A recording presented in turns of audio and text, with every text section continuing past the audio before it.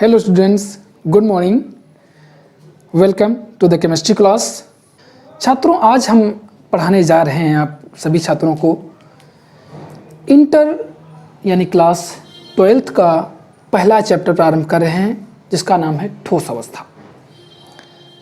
तो ठोस एक द्रव्य की अवस्था है, तो क्यों ना ही पहले हम ये समझ लें कि द्रव्य क्या होता है परिचय के तौर पर। ठीक, फिर हम चलते हैं कि द्रव्य की कौन कौन सी अवस्थाएं हैं। फिलहाल ये आप लोग जान चुके हैं, पढ़ चुके हैं, क्योंकि प्रीवियस क्लास कक्षाओं में हमने पढ़ाया है इन्हें। आज हम आप लोगों के सामने कैमरे में पहली बार आया हूँ ये लेसन लेकर के, और अब चाहता हूँ कि आप लोगों के लिए फ्रीली प्लेटफॉर्म पर आराम से वो पढ़ाएंगे। और आप लोग कहीं किसी भी कोचिंग ज्वाइन करने की ज़रूरत नहीं है, आपको किसी प्राइवेट कोचिंग में जाने की ज़रूरत नहीं, पैसा बर्बाद करने की ज़रूरत कोई भी नहीं है। हमें पूरा विश्वास है कि आप मेरी पढ़ाई से सेटिस्फाइड होंगे, क्योंकि कैमरे पर और वैसे पढ़ाने में, कक्षा में पढ़ाने में थोड़ा अंतर हो जाता है। कैमरे पर थोड़ा ये ध्यान रखना है कि हमको कैमरे की नज़र भी रखनी होती है, क्लास में घूम के पढ़ा लेते हैं तो थोड़ा अंतर आ जाता है। हो सकता है पहले वीडियो में मेरे बोलने के तरीके में वो काफ़ी कुछ परिवर्तन लगे, कोई बात नहीं है, हम देखा जाएगा। और चलते हैं तो बात कर लेते हैं कि इस चैप्टर यानी सॉलिड स्टेट, एक स्टेट है किसकी? द्रव्य की। तो द्रव्य क्या है, अब चलते हैं इस पर बात कर लेते हैं कि द्रव्य है क्या। छात्रों, द्रव्य को अंग्रेजी में बोलते हैं मैटर, इसको बोलते हैं मैटर। क्या है? देखिए, ब्रह्मांड का कोई भी चीज, anything else in the Brahmand has the mass and occupy the space by volume called matter। यानी ब्रह्मांड का कोई भी चीज जो द्रव्यमान रखती है और स्थान घेरती हो, मास यानी मैटर, द्रव्य कहलाती है। और एक चीज ध्यान रखिए, हम सीधे कहेंगे कि आप आयतन घेरने वाला बात ही ना करो, आप ये कहो कि मास, क्योंकि अगर मास रखती है यानी द्रव्यमान रखती है तो निश्चित तौर पर आयतन घेरेगी। कोई भी चीज, ब्रह्मांड का कोई भी पार्टिकल, कोई भी चीज, चाहे हम फोटान की क्यों ना बात कर लें, जो आप फोटानी एनर्जी आती है, सोलर एनर्जी मिलती है फोटान के माध्यम से, फोटान भी एक मास और दोनों का प्रवृत्ति पाई जाती है, वेव की भी और पार्टिकल की, क्यों? मास होता है। तो मास होने के कारण तो निश्चित तौर पर उसका कुछ आकार भी होगा, कुछ स्थान तो घेरेगा, अब आयतन भी होगा। तो मास है तो आयतन भी होगा, इसमें कोई कन्फ्यूजन नहीं है। अर्थात हम सीधे सीधे एक लाइन में अगर कहना चाहें कि कोई भी चीज जो द्रव्यमान रखती है या द्रव्यमान है उसमें, तो वो मैटर कहलाएगी। यानी ब्रह्मांड की कोई भी चीज, हम इसे संक्षेप में लिख लेते हैं,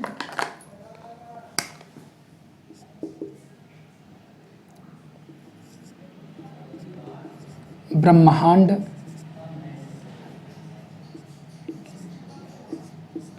कोई भी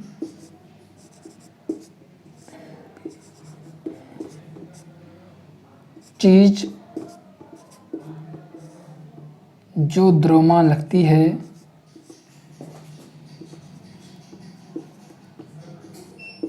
हमने आपको भी बताया है कि द्रव्यमान रखेगी तो निश्चित रूप से उसका आयतन भी होगा, तो उसको लिखने की जरूरत नहीं है। आप इतना ही लिख सकते हो कि ब्रह्मांड की कोई भी चीज जो द्रव्यमान रखती है या जिसमें द्रव्यमान है,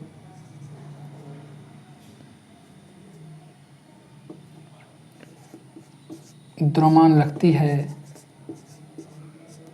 द्रव्य कहलाती है।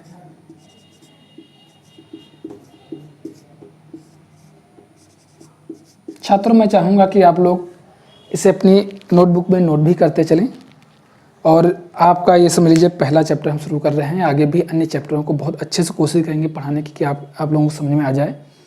कोई त्रुटियां हों देखेंगे, हमको सुधारेंगे, इस वीडियो को जरूर हम भी देखेंगे और अपनी कमियों को समझने की कोशिश करेंगे। पहली बार जब हम वीडियो लेकर के आ रहे हैं, स्वाभाविक है हमसे कुछ बोलने में भी गलतियां हो सकती हैं, ठीक, तो इसे इग्नोर करने की कोशिश करना। बाकी हम आपको कोशिश करेंगे कि आप सेटिस्फाइड हमसे हो जाएं, ठीक। तो ब्रह्मांड की कोई भी चीज़ जो द्रव्यमान रखती है क्या कहलाती है? द्रव्य। वैसे अगर पुरानी अवधारणा की बात करें तो हमारे पास 5 ज्ञानेंद्रियां हैं, ठीक। अगर इन ज्ञानेंद्रियों द्वारा हम कुछ भी आभास करें तो वो द्रव्य कहलाता है। अर्थात ज्ञानेंद्रियों द्वारा आभास करने वाली चीज़ें द्रव्य कहलाती हैं। ये पुरानी अवधारणा है, लेकिन हम नई अवधारणा के अनुसार चलेंगे, जो है वो कि ब्रह्मांड की कोई भी चीज़, एनीथिंग एल्स इन द ब्रह्मांड has a mass called matter. अब मास रहे तो निश्चित तौर पर कुछ वॉल्यूम तो ग्रहण करेगा, इसलिए हम उसकी बात नहीं करते कि आयतन भी गिरती है, बहुत चीज़ों में लिखा गया है, लेकिन मैं एक कहूँगा कि द्रव्यमान रखती है तो वो द्रव्य कहलाती है। अब द्रव्य की अवस्थाओं के बारे में बात कर लेते हैं कि द्रव्य की कितनी अवस्थाएं हैं। फिलहाल मुख्य रूप से फंडामेंटल स्टेट्स जो द्रव्य की हैं वो 4 हैं: ठोस, द्रव, गैस एंड प्लाज्मा। लेकिन अन्य भी स्टेट्स खोजी जा चुकी हैं, ठीक, जिसमें से कुछ स्टेट्स हैं बोस-आइंस्टीन कंडेंसेट, फर्मियोनिक कंडेंसेट और अन्य ग्लूकॉन भी क्लॉक कंडीशंस भी है, लेकिन हम उसके डिस्कशन नहीं करेंगे। वो क्रिटिकल कंडीशंस की होती हैं जो हायर टेम्परेचर या लो टेम्परेचर या हाई डेंसिटी लेवल की होती हैं, लेकिन हम उनकी बात नहीं करेंगे। यहाँ पर हम उन स्टेट्स की बात करेंगे जो आपके लिए बहुत महत्वपूर्ण है, आपको जानने की ज़रूरत है, और ब्रह्मांड में मोस्टली यही स्टेट्स पाई जाती हैं, ठीक हैं वो भी, इसीलिए उनका भी नाम है। तो हम उन 4 स्टेट्स के बारे में बात करेंगे। चलिए अब हम बात कर लेते हैं द्रव्य की अवस्थाओं के बारे में।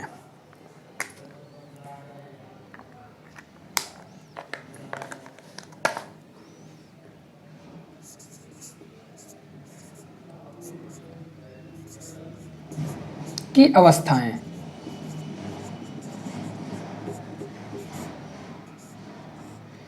इसको अंग्रेजी में बोलते हैं स्टेट्स ऑफ मैटर।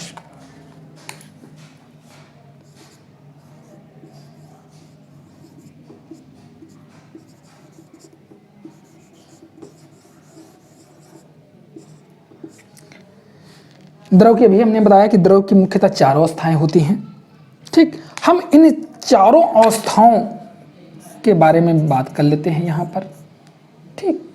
ये द्रव्य की अवस्थाओं के बारे में हेडिंग है। तो 4 अवस्थाएं ठोस, द्रव, गैस और प्लाज्मा के बारे में हम यहाँ पर एक चित्र बना रहे हैं। नीचे समझने करिए, कोशिश करिए, हमें विश्वास है कि आप को समझ में आ जाएगा। देखिए, इन अवस्थाओं को प्रभावित करने वाले कारक पहले हम बात कर लेते हैं, हम फिर बाद में मिटा करके ऊपर भी आ जाएंगे। पहले बात कर लेते हैं कि अवस्थाओं को कौन कौन से कारक प्रभावित करते हैं इन अवस्थाओं को, फिर हम उसके बारे में बात करेंगे। तो कारक जो हैं, प्रभावित करने वाले कारक जो हैं, मुख्य रूप से कौन कौन से होते हैं? अंतराणुक आकर्षण बल अर्थात इंटरमॉलिक्यूलर फोर्स, पहले हम बात कर लेते हैं इनके बारे में। कारक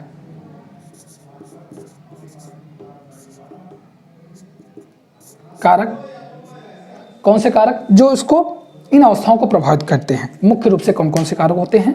पहला है इंटरमॉलिक्यूलर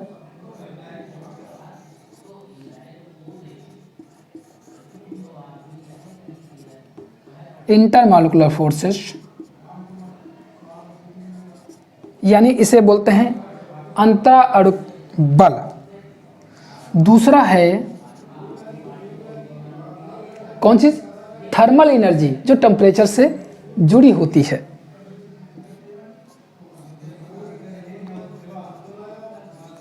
थर्मल जी, अथवा या उसे हम कह सकते हैं टेम्परेचर से भी जुड़ी होती है, क्योंकि थर्मल एनर्जी टेम्परेचर से पूर्णतः जुड़ी होती है। टेम्परेचर या ताप। तीसरा बात कर लेते हैं कौन सी? दाब, प्रेशर,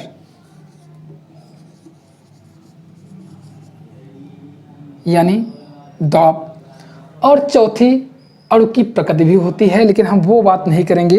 इनको हिंदी में लिख लेते हैं, अगर कुछ छात्र हैं जो हिंदी में जानने की कोशिश करते हैं कि क्या होता है। ये है अंतराणुक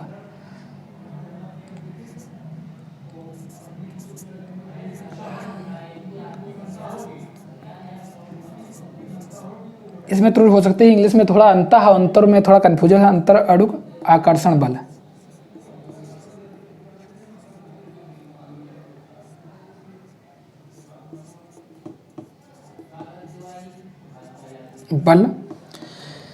थर्मल एनर्जी या ताप, इसको समझ गए होंगे, इसे ताप बोलते हैं। ये ऊष्मीय ऊर्जा और ये ताप, इसे बोलते हैं ऊष्मीय ऊर्जा, ऊष्मीय ऊर्जा या ताप, ये कारक हैं। ये है दाब। और नेक्स्ट है अणु की प्रकृति भी होती है, जैसे पोलर अणु हैं या वो नॉन पोलर मॉलिक्यूल्स हैं, वो भी होते हैं। हम उनकी बात नहीं करेंगे, हम इन चीज़ों की बात मेन रूप से कर लेते हैं। लेकिन हम यहाँ पर जो बातें करेंगे, हम उसमें प्रेशर कांस्टेंट रखेंगे और सब चीज़ों को बात नहीं भी रखेंगे, तब भी हम आपको इन सब चीज़ों का अवस्थाओं को बता देते हैं कि अगर इंटरमॉलिक्यूलर फोर्स अधिक होता है तो अणु नज़दीक होते हैं, और वो उस अवस्था में अगर थर्मल एनर्जी कम है और प्रेशर अधिक है तो ठोस अवस्था में होंगे। अब इन सब चीज़ों को चलिए हम डिस्कशन कर लेते हैं कि अवस्थाओं के बारे में। अब इन चारों अवस्थाओं की बात कर लेते हैं। किसी भी स्टेट्स की, चारों फिजिकल स्टेट्स होती हैं। ये फिजिकल क्लासिफिकेशन हम कह सकते हैं कि ये द्रव्य का फिजिकल क्लासिफिकेशन है। केमिकल क्लासिफिकेशन अन्य चीज़ है, वो हम कक्षा 11 में पढ़ाएंगे आपको, अगर वो वीडियो शूट करेंगे। यहाँ ये फिजिकल जो है क्लासिफिकेशन है द्रव्य का। तो हम बात कर लेते हैं फिर से इन चीज़ों की कि द्रव की अवस्थाओं के बारे में बात का वही चल ही रहे हैं, डिस्कशन कर रहे हैं उन चीज़ों की। द्रव की अवस्थाएं क्या हैं, चलिए आते हैं। तो पहली है ठोस अवस्था। पहला है ठोस, जिसके बारे में चैप्टर भी है, यानी इसे हम कहते हैं सॉलिड स्टेट। ठीक, हम यहाँ पर फिर सभी चीज़ें हम लिखे दे रहे हैं, यहीं पर देख लीजिए द्रव यानी लिक्विड, LIQID। नेक्स्ट आप गैस। आप सोच रहे हो कितनी दूर दूर क्यों बना रहे हैं, हम बना रहे हैं। आप देखिए फिर सब चीज़ों को एक कोरिलेशन दिखा देते हैं आपको। गैस, इसे गैस ही बोलते हैं। अब फिर है प्लाज्मा।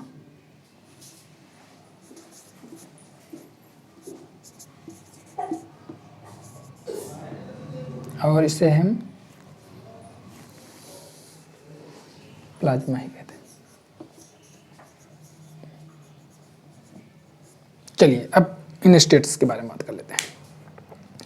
देखिए, अगर किसी भी पदार्थ, किसी भी द्रव्य के अणुओं के बीच प्रबल आकर्षण बल हो, थर्मल एनर्जी कम हो, प्रेशर हाई हो, तो इस अवस्था में अणु एक दूसरे के बहुत नज़दीक आ जाते हैं और इन अवस्थाओं में द्रव्य की आकार व आयतन दोनों निश्चित हो जाते हैं। तो ये अवस्थाएं कहलाती ठोस। अर्थात ठोस वो पदार्थ होते हैं जिनके द्रव्य, ठोस वो पदार्थ होते हैं जिनके आकार व आयतन दोनों निश्चित होते हैं और इनके अणुओं के बीच प्रबल आकर्षण बल होने के कारण ये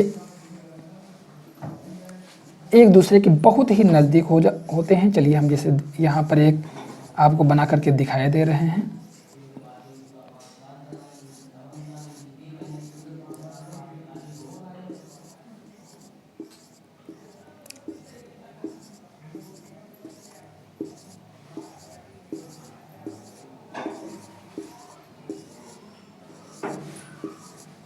प्रबल आकर्षण बल होता है जिसके और लो थर्मल एनर्जी होती है इनकी, और उस कंडीशन में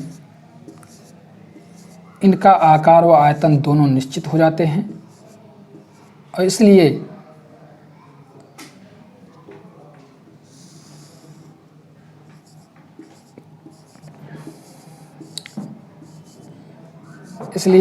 इनको आप किसी भी पात्र में रखोगे तो अपना आकार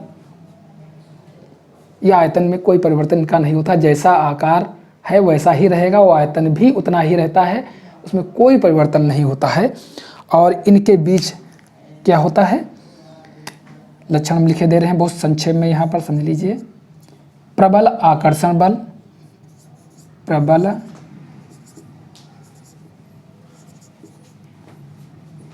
प्रबल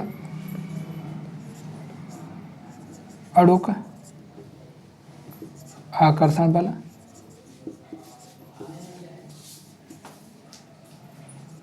आकर्षण बल। और क्या हमने बताया, कम थर्मल एनर्जी यानी लो थर्मल एनर्जी, कम यानी कि थर्मल एनर्जी होती है। थर्मल माने उष्मीय, उष्मीय ऊर्जा होती है। इनका आकार व आयतन निश्चित होते हैं।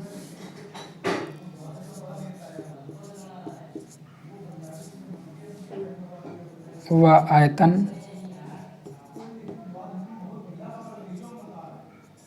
निश्चित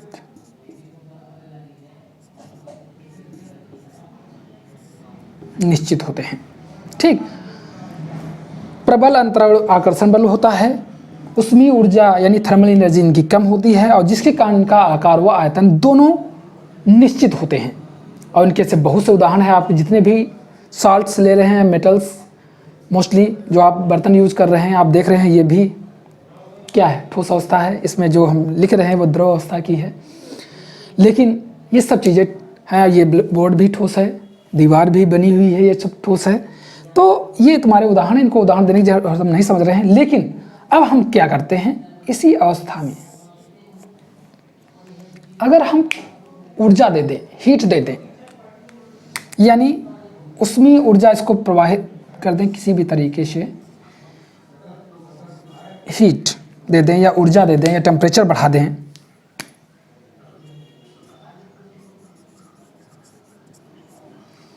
तो क्या हो जाता है, तो उस अवस्था में इनके बीच ऊर्जा उसमें यानी थर्मल एनर्जी बढ़ जाती है और इंटरमॉलिक्यूलर फोर्स कम हो जाता है, जिसके कारण इनका आकार निश्चित नहीं होता, द्रव्य का आयतन निश्चित रहता है। इतना आकर्षण बल रहता है कि आयतन तो निश्चित रहता है लेकिन आकार निश्चित नहीं होता।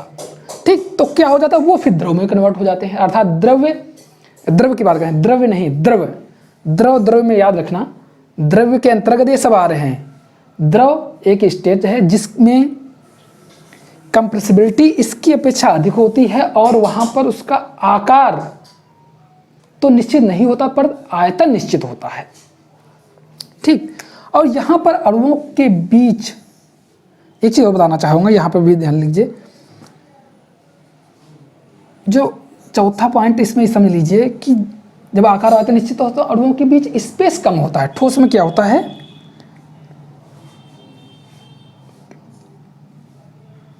अणुओं के मध्य, अणुओं या कणों के मध्य जो भी रख सकते हैं, के मध्य कम स्पेस, कम स्थान कम होता है, स्पेस, इंटरस्टिशियल स्पेस बहुत कम होता है। और हम इन चीज़ों की बात करेंगे इस लेसन में भी, ठोस अवस्था में जब हम पढ़ाएंगे आगे तो वहाँ पैकिंग एफिशिएंसी बताई जाएगी, कितना स्पेस ऑक्युपाइड रहता है विभिन्न क्रिस्टलिटीज में, उसको हम बात करेंगे। हम फिर से बात कर लेते हैं अब आगे नेक्स्ट चीज़, द्रव। जब हम हीट दे देते हैं तो थर्मल ऊर्जा इनकी बढ़ जाती है, किसकी अपेक्षा, ठोस की अपेक्षा बढ़ जाएगी, आकर्षण बल कम हो जाता है, जिसके कारण उनका आकार तो निश्चित नहीं होता लेकिन आयतन निश्चित हो जाता है। तो ऐसी द्रव की इस अवस्था को हम द्रव बोलते हैं, अर्थात लिक्विड बोलते हैं। यहाँ पर जिसे मान लीजिए हम उसी तरीके दिखाने की कोशिश कर रहे हैं जैसे उसमें दिखा रहे थे।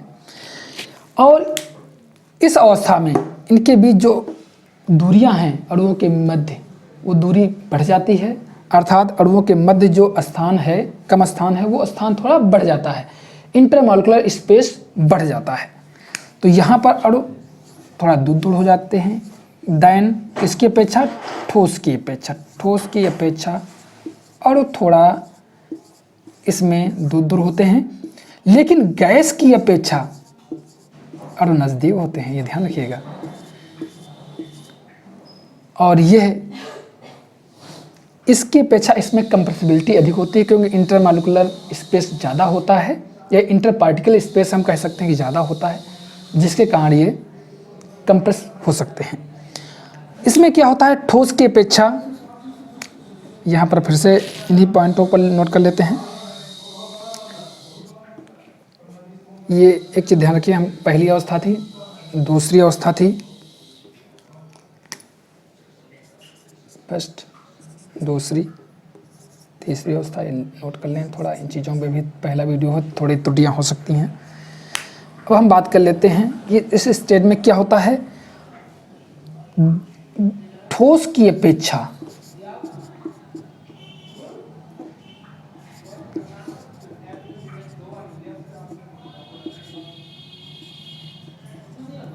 कम व गैस की अपेक्षा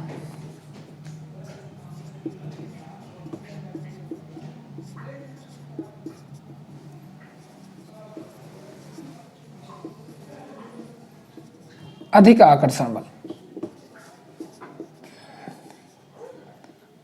आकर्षण बल अधिक अंतर अणु आकर्षण बल, ये लिख दें।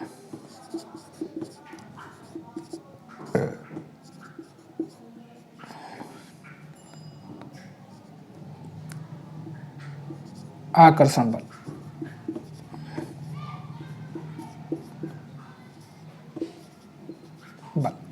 ठीक, ठोस की अपेक्षा कम और गैस की अपेक्षा अधिक अंतर आकर्षण बल होता है। दूसरा पॉइंट इसी पर से बात करते हैं, इनकी उसमें यानी थर्मल एनर्जी ठोस की अपेक्षा अधिक होती है।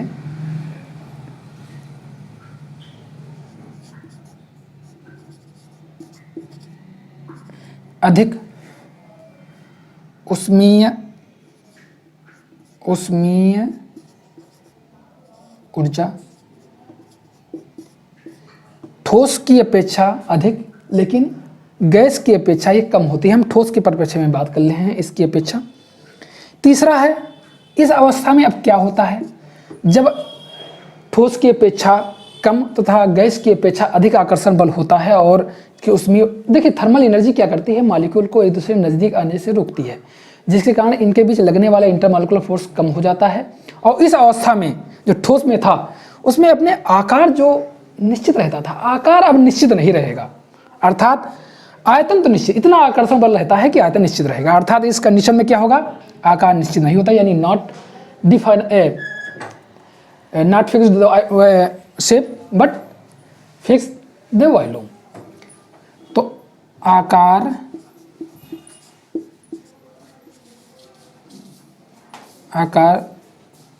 निश्चित नहीं, हम इस तरह के लिख देते हैं, इसको ज़्यादा बेटर रहेगा। आयतन निश्चित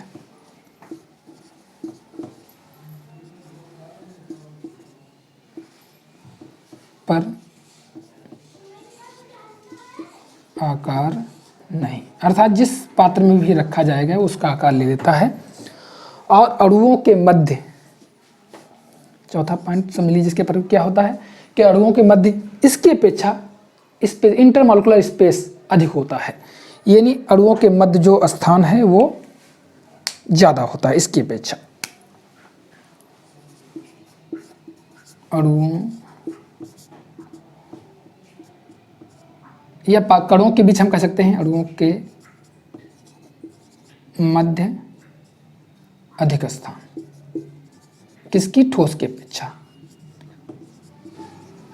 और बल्कि गैसों की अपेक्षा यह स्थान कम होता है। यानी अणुओं के मध्य जो स्थान है, इंटरमॉलिक्यूलर स्पेस है या इंटर पार्टिकल स्पेस है, वो ठोस की अपेक्षा कम होता है, परंतु गैस की अपेक्षा ठोस की अपेक्षा ज़्यादा होता है, परंतु गैस की अपेक्षा कम होता है।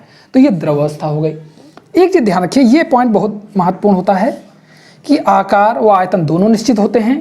इसमें क्या होता है कि आयतन तो निश्चित होता है पर आकार नहीं निश्चित होता है। यहाँ पर हम बात कर लेते हैं गैस अवस्था में, इसमें आकार व आयतन निश्चित नहीं होते हैं। क्या होता है, अगर हम इसे और भी हीट दे दें, यहीं से हम बात कर लेते हैं कि आगे हम उसके परिप्रेक्ष्य में चलते हैं। अगर हम थोड़ी और हीट दे दें, यानी ऊर्जा और दे दें, इसको और थोड़ी उष्मा दे दें, तो क्या होता है, थर्मल एनर्जी और बढ़ जाएगी, अणुओं के बीच लगने वाला आकर्षण बल लगभग नगण्य हो जाएगा, और जिसके कारण जो एक चीज निश्चित थी आयतन, वो भी निश्चित नहीं रहेगी, और आकार तो इसमें था ही नहीं द्रव में। तो गैस अवस्था में अणुओं के मध्य काफ़ी अधिक स्थान हो जाता है, इंटरमॉलिक्यूलर स्पेस बढ़ जाता है इस अवस्था में। तो क्या हो जाएगा, अर्थात अणुओं के बीच लगने वाला आकर्षण बल लगभग गैस अवस्था में नगण्य हो जाता है। यहाँ पर क्या होगा, चलिए हम यहाँ पर दिखाने की कोशिश कर रहे हैं आपको। गैस अवस्था में जब आकर्षण बल कम हो जाएगा, थर्मल एनर्जी अधिक होगी, तो अणु एक दूसरे से दूर दूर होंगे, अर्थात ये है अणु काफ़ी दूर दूर होंगे, इस तरीके से घूम रहे होंगे, और इस अवस्था में इनका घनत्व भी कम होता है। ध्यान रखिएगा, इसका ज़्यादा घनत्व होता है क्योंकि अणु भाई एक निश्चित स्पेस में ज़्यादा पार्टिकल्स होंगे तो डेंसिटी ज़्यादा होगी, उसके अपेक्षा इनकी डेंसिटी कम होती है, और उससे भी कम इनकी डेंसिटी होती है गैस अवस्था में। तो ये गैस अवस्था में हो जाएंगे। क्या होगा, आकर्षण अंतर अणु आकर्षण बल लगभग नगण्य होता है। पहला पॉइंट नगण्य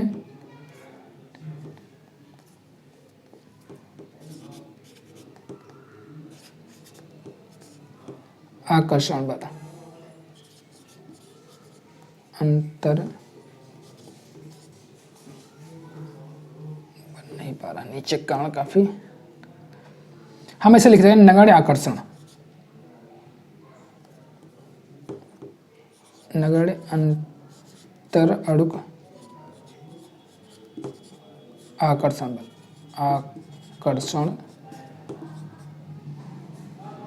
बल थोड़ा समझने की कोशिश करिए बच्चों। नगण्य अंतर अणु का आकर्षण बल अधिक, इसकी अपेक्षा क्या है, वेरी मच, यानी वेरी हाई थर्मल एनर्जी, इसे हम कह सकते हैं उच्च थर्मल एनर्जी, उच्च ऊष्मीय, इन अणुओं की उच्च ऊष्मीय ऊर्जा होती है, यानी बहुत ज़्यादा है, इसकी अपेक्षा ज़्यादा होती है, द्रव की अपेक्षा इसकी भी अपेक्षा ज़्यादा होती है उच्च मीय ऊर्जा। और तीसरा पॉइंट इसी परिप्रेक्ष्य में बात कर लेते हैं, आकार व आयतन निश्चित नहीं, आकार व आयतन दोनों निश्चित नहीं, निश्चित नहीं, और अणुओं के बीच अधिक स्पेस होता है, हम उसे यहाँ पर नोट नहीं करेंगे। ठीक, ये रही आपकी गैस अवस्था। अब इस गैस अवस्था को अगर और अधिक ऊर्जा दे दी जाए, हीट के रूप में दे दी जाए या यूवी रेडिएशन दे दी जाए, यानी हम बात दोनों कर लेते हैं, हीट, इसको हीट से इंडिकेट किया जाता है, चलिए इससे ही लिख लेते हैं, इससे ज़्यादा बेटर रहेगा, यानी हीट दे दी जाए या high energetic radiations, electromagnetic radiations जो होती हैं, ठीक, उच्च ऊर्जा युक्त विकिरण है, उच्च ऊर्जा युक्त विकिरण, विकिरण यानी हाईली एनर्जेटिक रेडिएशंस अगर इनको दे दी जाएंगी, उच्च ऊर्जा विकिरण या फिर विद्युत स्पार्क, ठीक, इलेक्ट्रिकल डिस्चार्ज जिसे हम बोलते हैं इंग्लिश में, या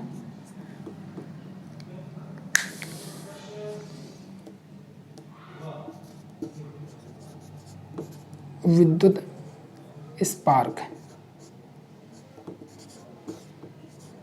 दी जाए, तो होता क्या है सर, ये प्लाज्मा स्टेट है क्या, पहले समझ लीजिए।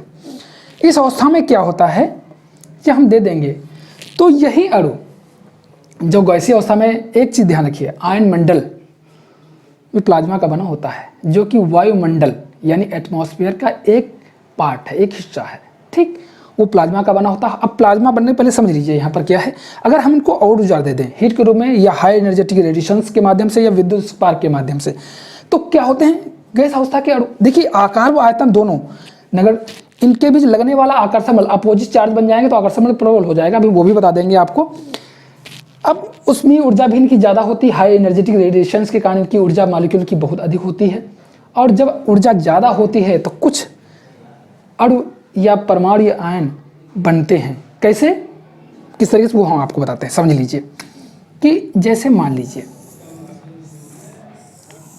हम ऊर्जा देंगे या तो इसमें से कुछ मॉलिक्यूल जो होंगे उत्तेजित अवस्था में पहुंच जाएंगे, अर्थात हाई एनर्जेटिक स्टेट में होंगे। कुछ मॉलिक्यूल ऊर्जा लेकर के इलेक्ट्रॉन त्याग देंगे, तो यहाँ पर इलेक्ट्रॉन भी बन जाएगा। वो इलेक्ट्रॉन कुछ अन्य भी मॉलिक्यूल या परमाणु ने ले लिया तो आयन बन जाएंगे। तो जो इलेक्ट्रॉन त्यागेगा वो धनायन बन जाएगा, और जो ग्रहण करेगा वो ऋणायन बन जाएगा। और कुछ इलेक्ट्रॉन होंगे, कुछ उत्तेजित अणु होंगे, अर्थात ऊर्जा लेने के पश्चात कुछ एक्साइटेड स्टेट के मॉलिक्यूल बन जाएंगे। चलिए हम देखिए, अब बात कर लेते हैं सब चीज़ों को, चारों चीज़ों की बात करते हैं यहाँ पर। इसके अंदर क्या क्या चीज़ बनते हैं। जब हम ऊर्जा दे देंगे तो कुछ मॉलिक्यूल उत्तेजित मॉलिक्यूल बन जाएंगे, उत्तेजित अवस्था के मॉलिक्यूल बन जाएंगे। ठीक, समझ गए कि नहीं। इसी के कुछ मॉलिक्यूल जैसे उत्तेजित हो गए। कुछ मॉलिक्यूलों ने क्या किया, इलेक्ट्रॉन त्याग दिए। जो इलेक्ट्रॉन त्याग दिए तो क्या बन गया, धनात्मक बन गए। और यहाँ पर इस मंडल में इलेक्ट्रॉन भी छोटे छोटे घूमने लगे। मान लीजिए इलेक्ट्रॉन इस तरीके से हम इलेक्ट्रॉन दिखा देते हैं, ये इलेक्ट्रॉन है। और इन इलेक्ट्रॉनों को कुछ पदार्थ ने ग्रहण कर लिया तो क्या बन गए, ऋण आयन बन गए। तो आप समझ लीजिए कि यहाँ पर किस का मंडल होता, कुछ मॉलिक्यूलों ने या कुछ परमाणुओं ने इलेक्ट्रॉनों को ग्रहण कर लिया। तो ये स्टेज अर्थात कुछ ऋणायन मिलेंगे आपको, कुछ इलेक्ट्रॉन्स मिलेंगे, कुछ धनायन मिलेंगे आपको, और कुछ उत्तेजित मॉलिक्यूल मिलेंगे। हम ज़्यादा चीज़ें नहीं बताना चाहते हैं, बस इतना ही ताकि आप लोग समझ जाएं।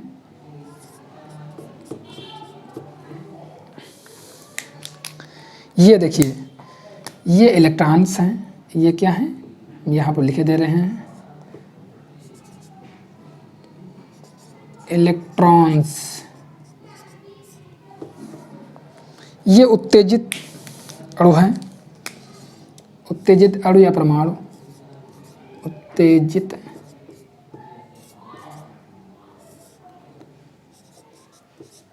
अणु। ये ऋणायन है, ये धनायन है। यहाँ पर ये है क्या, धनायन है, धनायन है। और ये तुम्हारे हैं ऋणायन।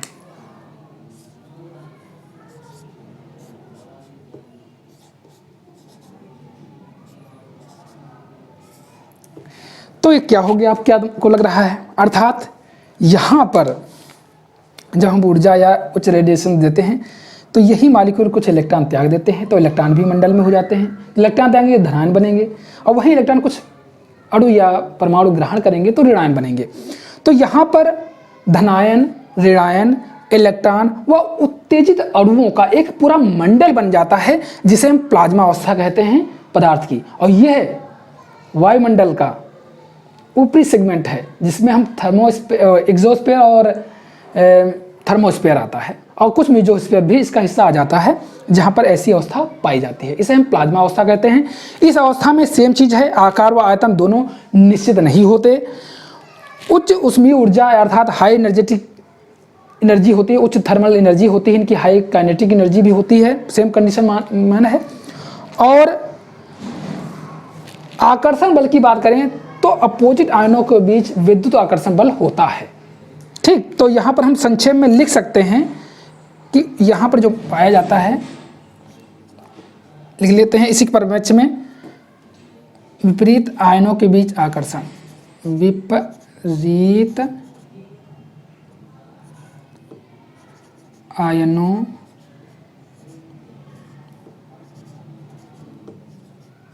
मध्य आकर्षण।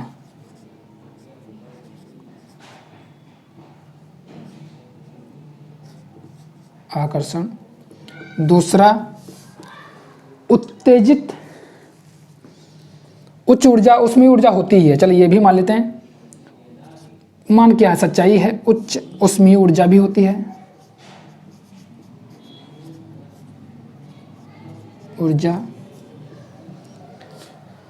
और आकार व आयतन दोनों निश्चित नहीं होते। आकार व आयतन निश्चित नहीं, निश्चित नहीं। नीचे जा रहा है, आप लोगों को बड़ी समस्या हो रही होगी समझने में, कोशिश करना। हम फिर से बोल दे रहे हैं कि इस अवस्था में विपरीत आयनों के बीच, क्योंकि विपरीत आयन आकर्षण बल लगेगा, लेकिन वो आकर्षण बल थर्मल एनर्जी इतनी अधिक ज़्यादा होती है यहाँ पर, और उत्तेजित अवस्था में होते वो नगण्य के समान लगता है, ठीक। और आकार व आयतन दोनों निश्चित नहीं होते। तो ये दोनों अर्थात द्रव गैस और प्लाज्मा की लगभग सेम स्टेट होती। थोड़ा अंतर यही है, थोड़ा क्या है अंतर, तो बहुत अधिक अंतर है कि यहाँ पर आयनाइजेशन नहीं होता है, यहाँ मॉलिक्यूलों का आयनाइजेशन हो जाता है, क्योंकि ये बहुत अधिक ऊर्जा लेवल की बात होती है। और ये हमारे ऊपर का अर्थात पृथ्वी का लगभग ऊपरी हिस्सा, एटमॉस्फेयर जो वायुमंडल है उसका ऊपरी हिस्सा इसी प्लाज्मा का बना होता है। तो ये सभी तुम्हारी स्टेट्स हो गई। एक बार फिर से हम इनको सबको रिवाइज कर दे रहे हैं, आप लोग समझ लीजिए। जिनका आकार व आयतन निश्चित होता है, प्रबल आकर्षण बल होता है, इनके बीच लगने वाला, इनके अणुओं के बीच कम स्पेस होता है, तो वो ठोस अवस्था में पाए जाते हैं। उनके बहुत से उदाहरण हैं, बहुत से साल्ट्स हैं, चीनी है, बर्तन हैं, वो इस स्टेज के होते हैं। अगर इनको हम हीट दे दी जाए तो इसमें क्या होता है कि इनके अणुओं के बीच लगने वाला आकर्षण बल ठोस की अपेक्षा कम हो जाता है, थर्मल एनर्जी अधिक हो जाती है। तो एक चीज़ अर्थात आयतन जो है वो तो निश्चित रहता है, लेकिन आकार निश्चित नहीं होता और इनके बीच स्पेस अधिक हो जाता है, तो ये द्रव अवस्था में आ जाते हैं। फिर उनको अगर आप ऊष्मा दे दीजिए तो उस अवस्था में क्या हो जाएंगे, इनके बीच लगने वाला आकर्षण बल लगभग नगण्य होता है और उच्च थर्मल एनर्जी होती है, higher very much thermal energy होती है, मतलब हाई थर्मल एनर्जी होती है टेम्परेचर बढ़ने के कारण, या किसी भी तरीके से ना टेम्परेचर बढ़ाइए तो वैसे भी अगर मॉलिक्यूल की थर्मल एनर्जी अधिक होगी तो वो इसी स्टेज में पाया जाएगा। और आकार और आयतन दोनों निश्चित नहीं होते। यहाँ पर अगर हीट दे दी जाए या उच्च ऊर्जा युक्त रेडिएशंस यानी हाईली एनर्जेटिक रेडिएशंस डाल दी जाए या विद्युत स्पार्क के माध्यम से हम इस अवस्था को भी क्रिएट कर सकते हैं। यहाँ पर क्या होता है कि अणु जो ये अणु दिए दिखा रहे हैं, ये अणु कुछ इलेक्ट्रॉन त्याग देंगे, धनायन बन जाएंगे, ऋणायन बन जाएंगे और कुछ उत्तेजित अवस्था में आ जाते हैं। तो एक धनायन, ऋणायन, इलेक्ट्रॉन व उत्तेजित अवस्था का एक पूरा मंडल बन जाता है जिसे हम प्लाज्मा कहते हैं। और इसका भी आकार व आयतन निश्चित नहीं होता है, इनकी भी थर्मल एनर्जी या काइनेटिक एनर्जी बहुत अधिक होती है मॉलिक्यूलों की या आयनों की। और यहाँ पर विपरीत आयनों के बीच तो आकर्षण बल होता ही है, या आप जानते ही हो, पढ़े लिखे हो, इतना जानते हो।